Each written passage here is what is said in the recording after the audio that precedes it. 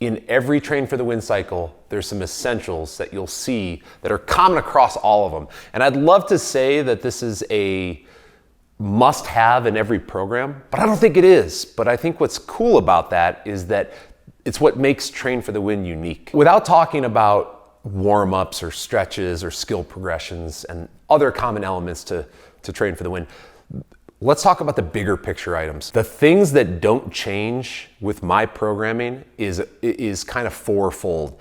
The first is I'm going to target the aerobic system more often than the majority of CrossFit programs do. Keeping your heart rate low enough that you're not producing lactate and acid at such a rate that you become anaerobic and can no longer continue to exercise. Yeah, it feels good to work super hard and get a sweat on and be out of breath and feel pumped. But for longevity, for long duration efforts out in the backcountry, to be able to do anything for a longer duration of time, you have to have an aerobic base to lean on. In our program, you'll find that we generally do 2 zone 2 or low intensity aerobic days per week. And those days look somewhat different from each other. The first will be kind of like a single modality interval work day where it's, on a treadmill or maybe an air bike or potentially a Concept 2 bike or a rower. And you'll do one exercise only for that session, and it'll be longer in duration, so up to 50 minutes. Second day is a multimodality day. And those days look a little bit more kind of mixed modality, CrossFit-ish, but the big difference is that A, it's low intensity, and B, we target type 1 muscle fibers, those slow twitch muscle fibers that don't produce a lot of lactate or acid as you're performing them. So for example, you won't see power cleans in our zone 2 mixed modality day. You won't see box jumps in those days either. And what you will see is a slow treadmill run for 3 minutes, and then you'll switch to something like a static hold, like a plank or a squat hold.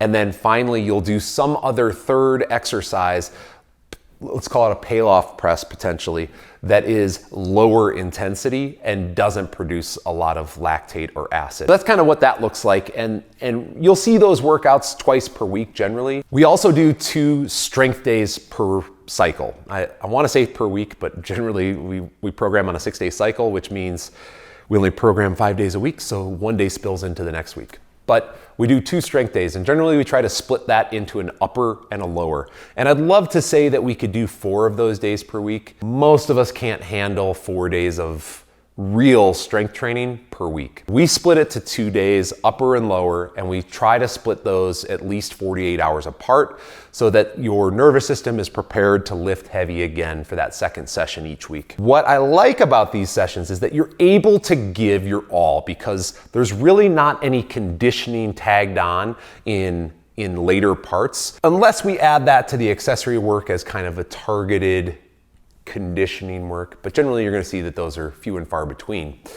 Those strength days though, what we're trying to do is take the biggest, baddest movements that will light up your nervous system, get all your nerves firing, and really you can get the most bang for your buck out of that session. Another essential part of our program is conditioning, and that conditioning will come in one of 2 forms. We break it down we label it by zones, so it could be zone 3 or zone 4, but in reality what we're looking at is moderate or high intensity, which you'll see generally 1 of each per microcycle. That zone 3 kind of moderate intensity is your kind of bread and butter CrossFit style workouts.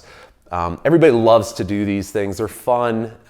It gets you exposure to a bunch of different exercises. Even if you didn't come to our program for CrossFit, you're going to get a small taste of it because I know how effective it is at producing anaerobic capacity. We all need some anaerobic capacity, especially in my profession as a firefighter, law enforcement, military, everybody that needs a capacity in anaerobic stuff, you'll get a taste of that. The second style of conditioning is what would be kind of considered high intensity interval training. Even though what we're looking at with the zone 3 or CrossFit style of programming might look very similar, This zone 4 style of working out is limited to basically 45 seconds to a minute and a half of very, very hard, high intensity efforts. This really pushes your VO2 max up, and it also really introduces stress in a different way to somebody who's not quite used to that. I experience this on the fire ground where I'm loaded up with gear and I'm pushing hose or I'm stretching the line and I start breathing really hard in my mask. I need to know how to recover.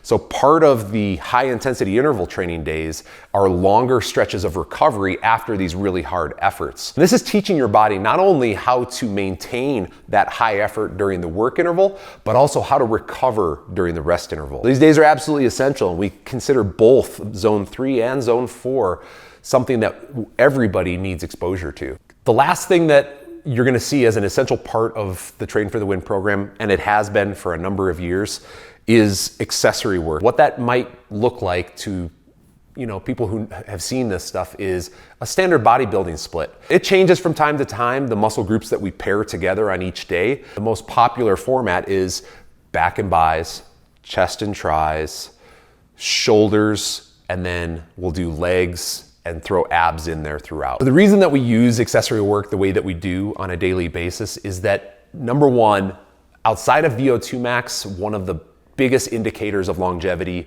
is muscle mass. We can add muscle mass to the frame without the intensity that you see in our conditioning workouts or in strength training workouts. And we do that through hypertrophy accessory exercises with a bodybuilding split. And it works wonderfully.